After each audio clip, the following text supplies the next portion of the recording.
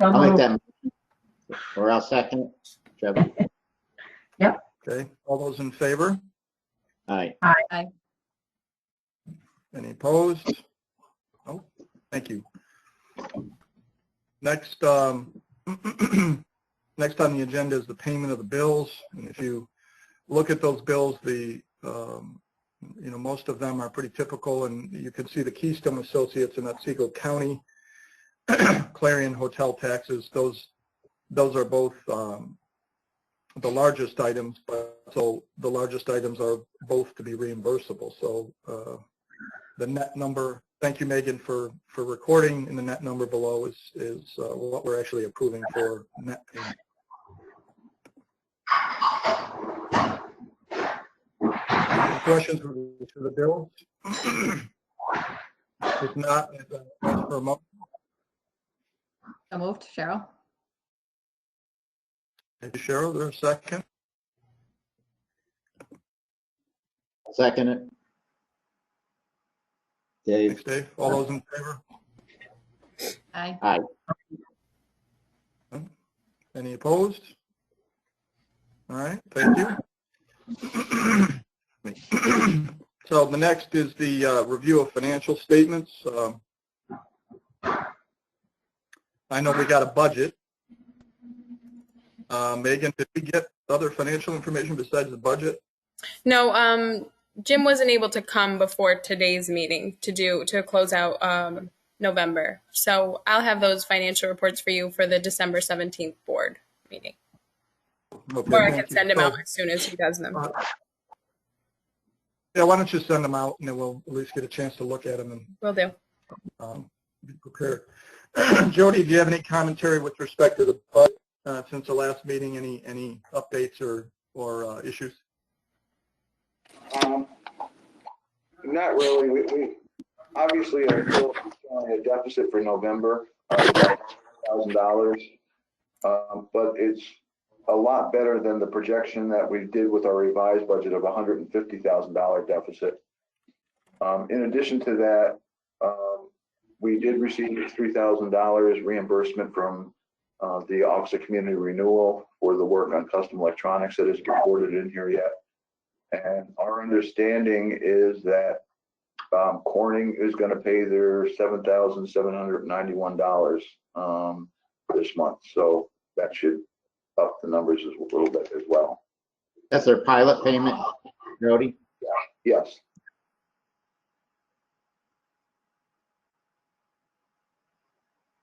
Any other questions or comments with respect to the budget or finance?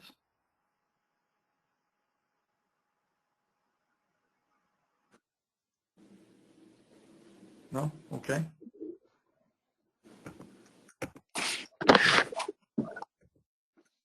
Any other business before the new or unfinished business, Jody? Well, after our 3 meetings, we do want to have a brief executive session to discuss 139 Commerce Drive. We do have somebody who's interested to rent it, and we should review that. We're going to probably make a counter offer to what they recommended. So I wanted to bring it up to comments, but we'd like to discuss it after the meetings. Okay. So at the end of the last of the meetings, that's what you're suggesting, right? Okay. Well, if there's no further business, we can adjourn the Audit and Finance Committee meeting.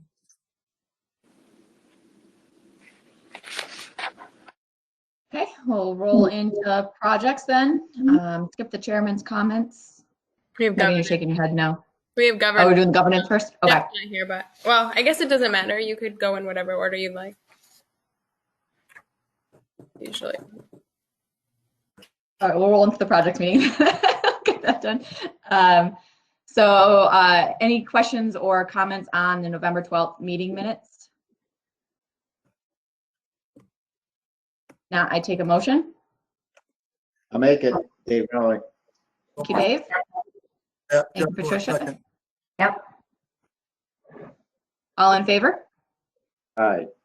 Aye. Any opposed? Aye. Motion carries.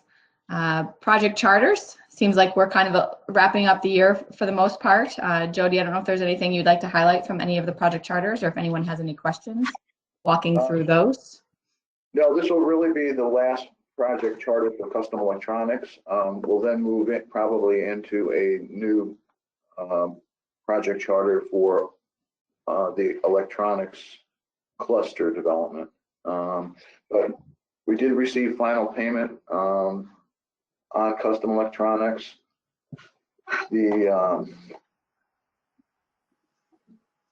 We received about $3,000, a little over $3,000 for our administration of it, and another $280,000, I believe, or $190, I'm not sure.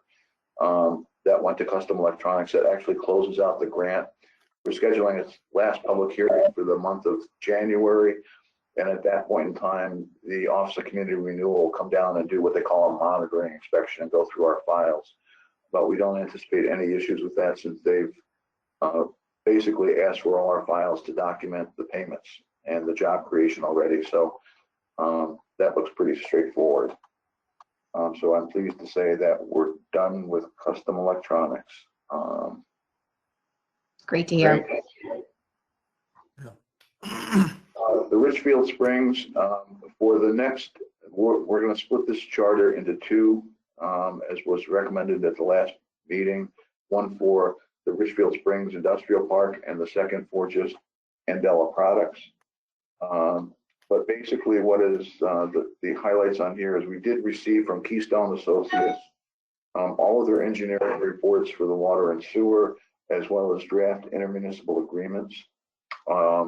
And we've reached out to Joe Scott to have his firm do calculations on the bond issuance costs.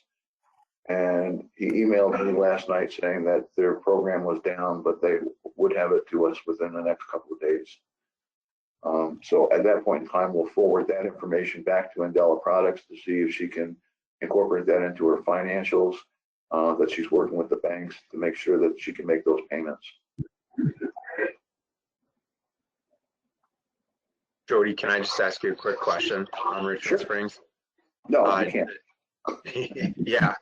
It actually came from Keith McCarty yesterday at the board meeting. He was just asking, he was bringing up the water district and, you know, and the agreement, you know, between the, it involves the village and the town, right? Yes.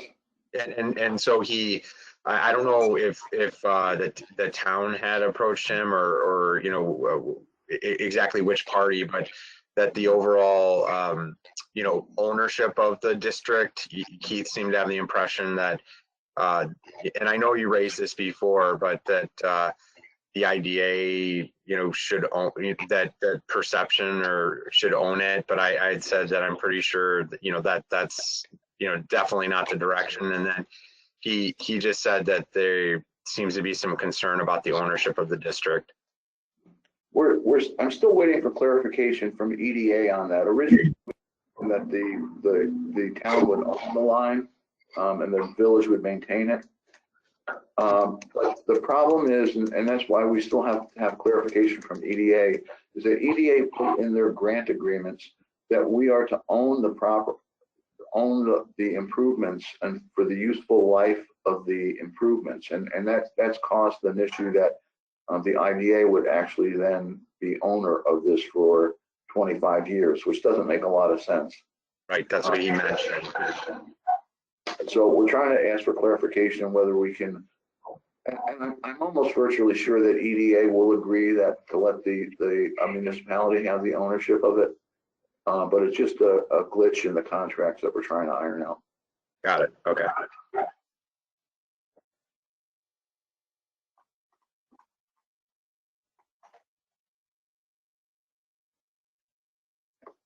Okay, then we'll, oh, I'm sorry. Jody, just another quick question. Is there what you think is a realistic timeline to Andela financing? She knows she has to make a commitment by February. Okay, great.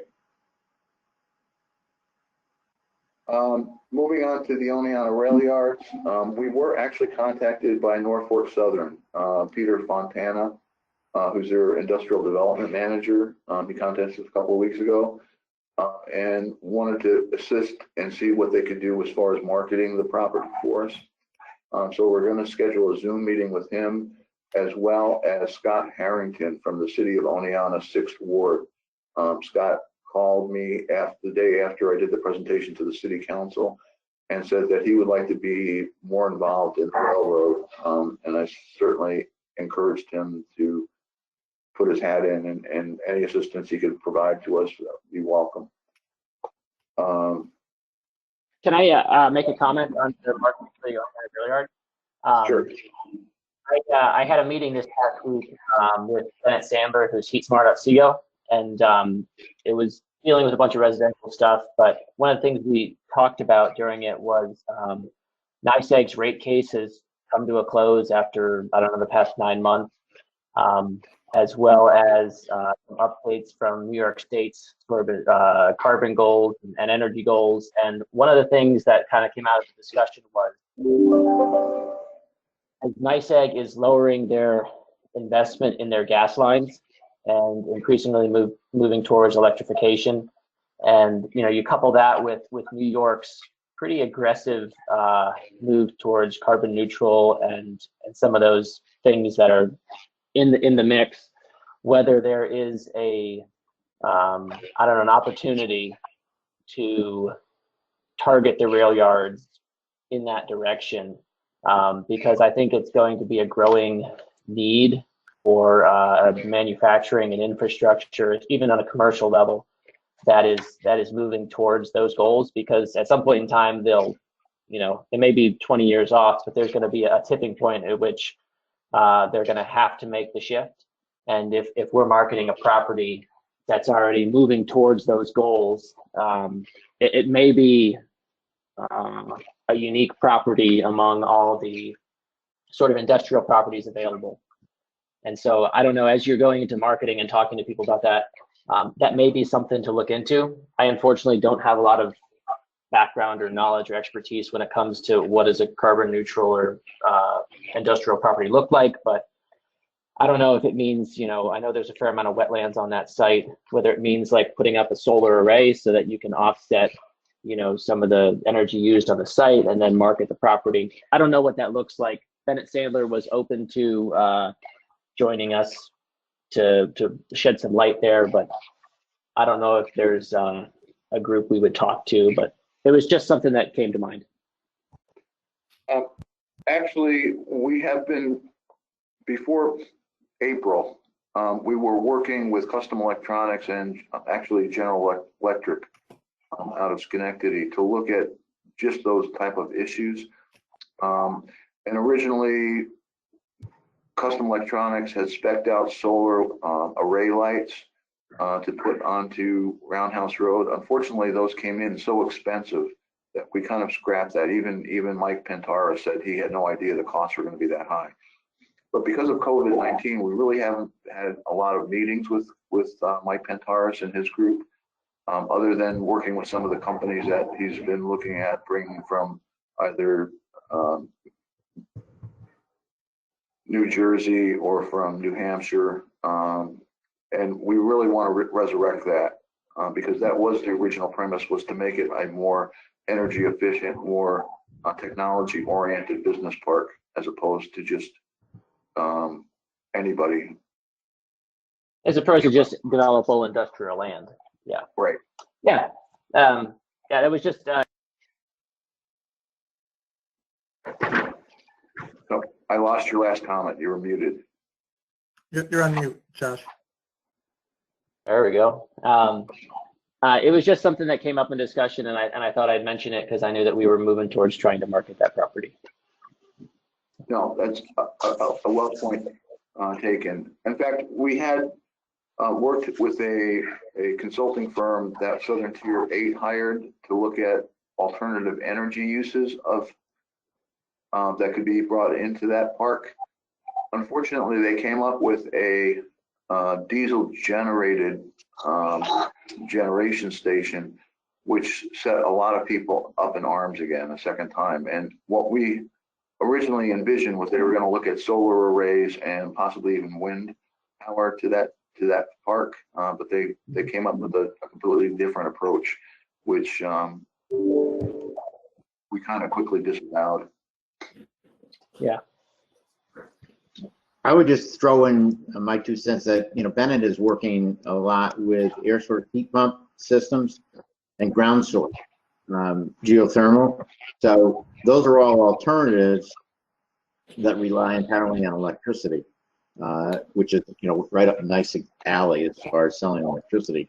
And, Ed May in the building that has been renovated, if you take a look at that building is surrounded by air source heat pumps.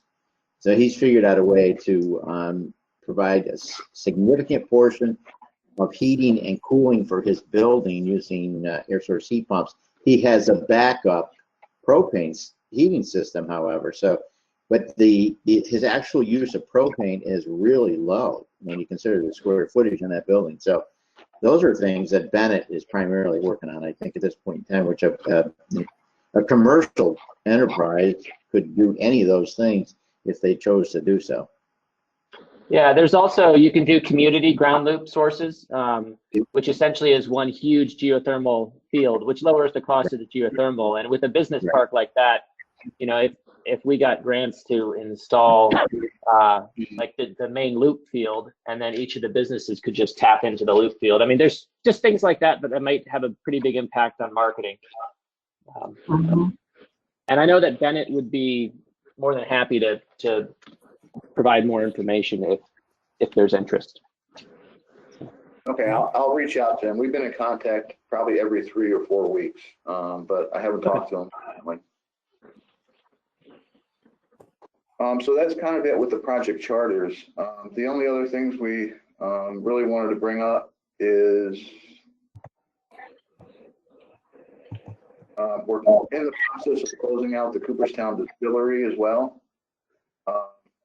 We'll talk about it a little bit more in executive session, but at the Oleana Business Park, Megan did meet with a company yesterday that took a tour of the building. We had a fairly nice write-up in the hometown Oleana regarding the IOXIS project. Gave us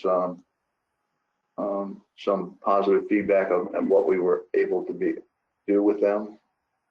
The Cooperstown Wi-Fi, really quickly,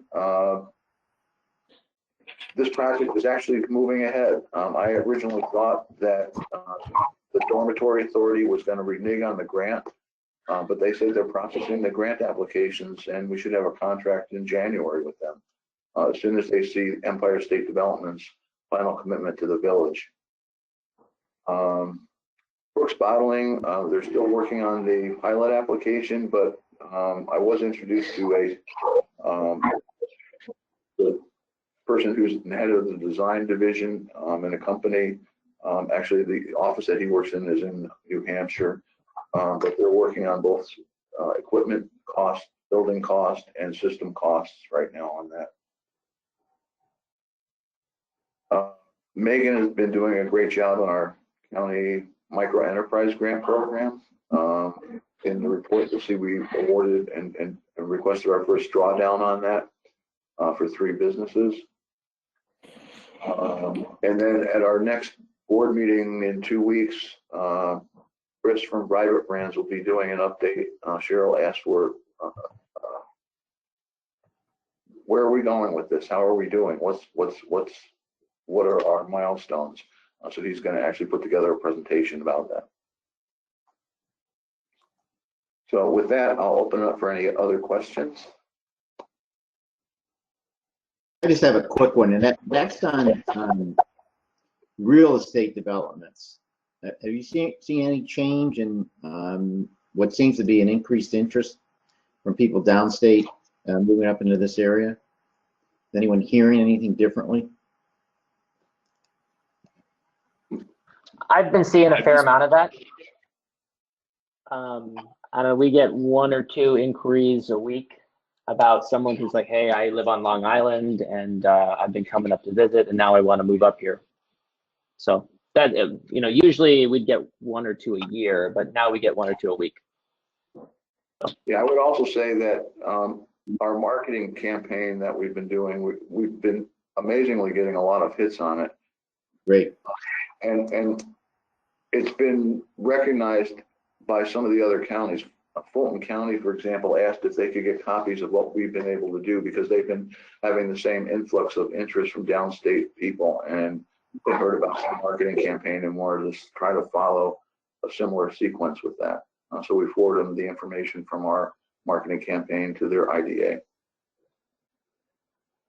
And Dave, I've seen a couple homes on our road that have been on the market for several years that have turned over the last couple of months, as well as a couple parcels of land in the area that have been bought up by people from outside the area.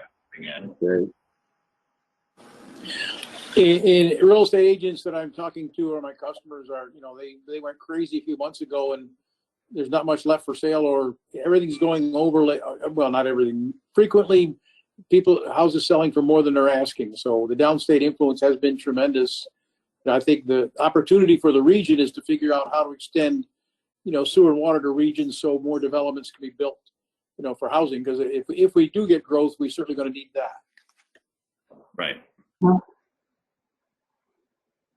Yeah, one other thing I should mention really briefly, because it could affect our income for next year. Well,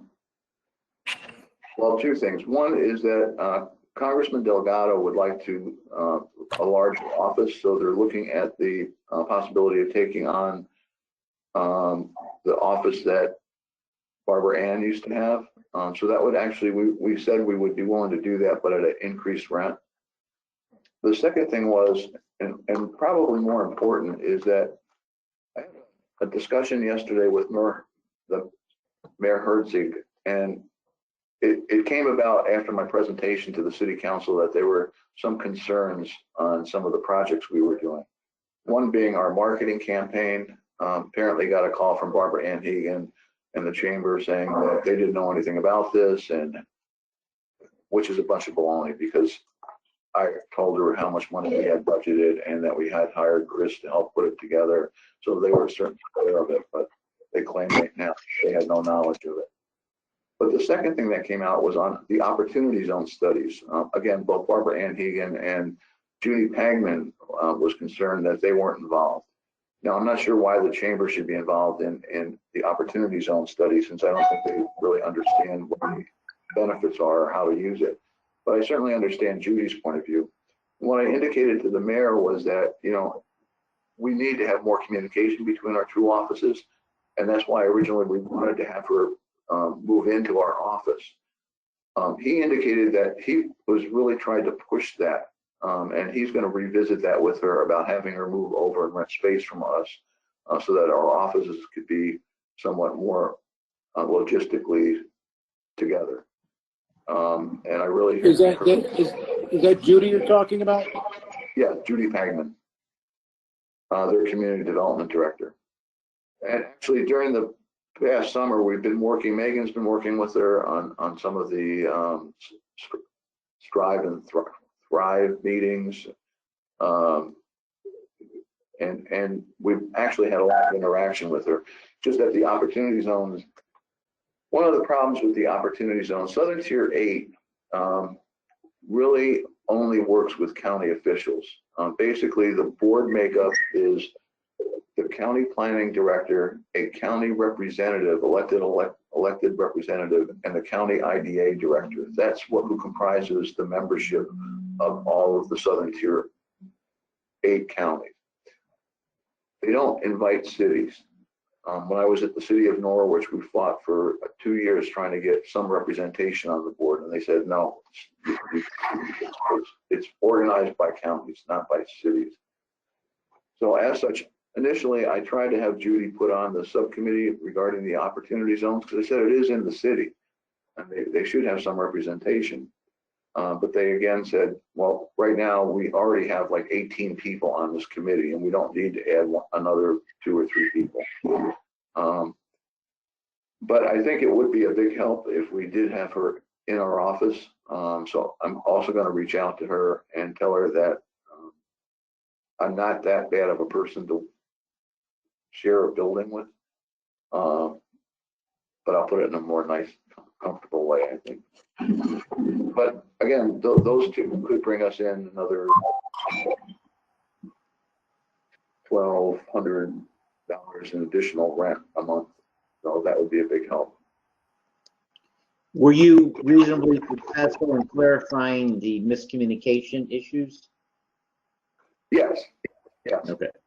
The mayor certainly understood everything. He just thought he would bring up that there was some concern. And I explained to him,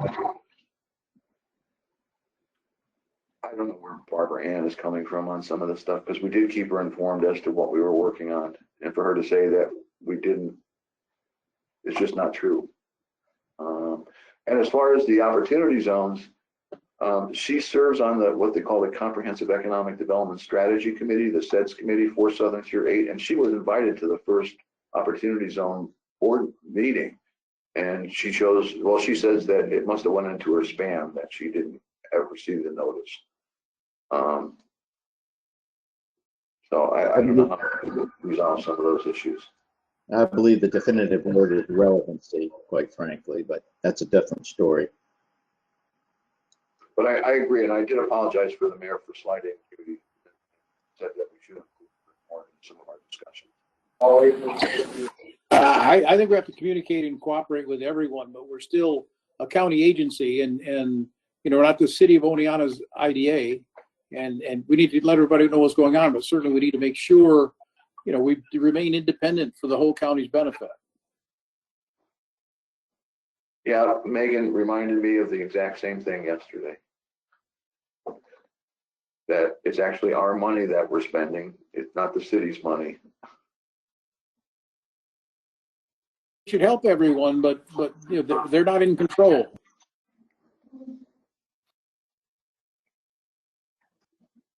Okay, great. Anything else? Any other new or unfinished business? No, I am going to want to sit down with Cheryl since she's around the Oneonta area, maybe in a week to talk about some of the new projects and prioritizing which ones we should be doing. And we'll be bringing that up at probably our next board meeting. Great. All right, if there's nothing further, take a motion to adjourn. So moved. Tom. Thanks, guys. We'll close out projects and head into governance. And Jeff is now here, so he can take it away. Yes, good morning, everybody. Happy Thursday. So for the governance, this is going to be really quick. Please, you've got the minutes there from the last meeting. Any comments, questions? Can I get a motion to approve the minutes? So moved. So moved. Thank I'll you second. both. Thank you. All in favor? Aye. Aye. All right. So in a nutshell, real quickly, we've gone through and Dave and I worked with Megan and Jody. The four of us went through and looked at our bylaws. They need to be updated, new verbiage, new language. Megan did get all of that incorporated into a draft. Have you sent that out to the team yet, Megan?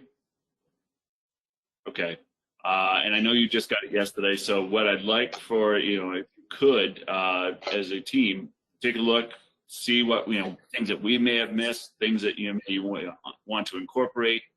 And then we'll just discuss this at the December board meeting for us to have a discussion about that if there's any other changes. If not, what I'd like to do is bring this to, have a discussion at the December meeting, make any other additional changes, and then bring it to full board approval in January for new bylaws.